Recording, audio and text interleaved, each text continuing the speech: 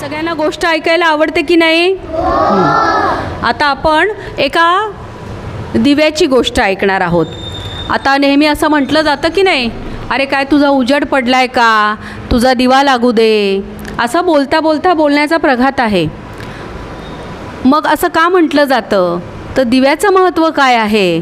आता आपली दीपपूजा पण येणार आहे, दीप अमावस्या, तेव्हा आपण दिवे स्वच्छ करतो, दिव्यांची पूजा करतो की नाही वर्गामध्ये?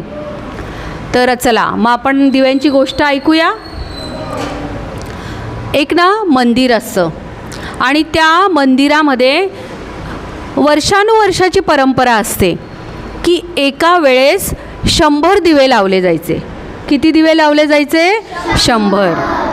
आणि ते 100 दिव्यांचा असा लखलखाट सुंदर असा छान प्रकाश पडायचा. आणि एका वेळेस बरोबर 7 वाजले म्हणजे संध्याकाळ झाली, अंधार झाला, आरती झाली की किती दिवे लावले जायचे? 100. आणि त्या दिव्यांच्या प्रकाशामध्ये खूप असं छान वाटायचं. आरती वगैरे करून त्या दिव्यांचा प्रकाश छान वाटायचा. मग एक दिवशी काय होतं, अचानक वारा येतो, खूप असा जोरात वारा येतो आणि सगळे दिवे विझून जातात, पण फक्त एक दिवा पेटलेला असतो. मग सगळी लोकं, अंधार झाला असल्यामुळे काय होतं, सगळी जी लोकं असतात त्या एक जो दिवा तेवत असतो त्याच्या बाजूला येऊन उभे राहतात, कारण एकाच दिव्याचा प्रकाश असतो आता. मग त्या दिव्याला एक व्यक्ती विचारतो की एवढे सगळे दिवे, 100 दिवे, 99 दिवे विझून गेले आणि तू एकटाच कसा बरं प्रकाशमान आहे? तेव्हा त्या दिव्याने काय उत्तर दिलं माहिती आहे तुम्हाला? तो दिवा म्हणतो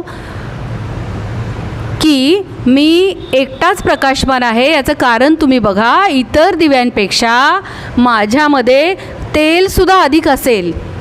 तर जो तेल घालणारा माणूस होता ना, तो म्हणाला, हो मी तर अगदी रोजच्या प्रमाणे एक एक चमचा प्रत्येक दिव्यात समानच तेल ओततो, पण हा तेवत पण आहे, म्हणजे हा चालू पण आहे, विझलेला नाही आहे आणि याच्यात तेलसुद्धा अधिक आहे. मग तो दिवा म्हणतो की माझ्यामध्ये तेलही अधिक आहे आणि मी अजूनही पेटता आहे, कारण जेवढी आवश्यकता होती तेवढाच मी प्रकाशमान झालो. आता 100 दिवे रोज जर प्रकाशमान होत आहेत, त्याच्यामध्ये वातही मी माझी मोठी ठेवली असती तर जेवढी मोठी वात तेवढं जास्त तेल लागलं असतं, बरोबर की नाही?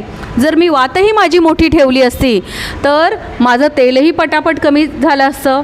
मी दररोज विचार करायचो की एका वेळेस 100 दिवे तेवत आहेत आणि माझी वात मी मोठी ठेवू तर आवश्यकता नाही ना, एवढ्या दिव्यांचा प्रकाश आहे.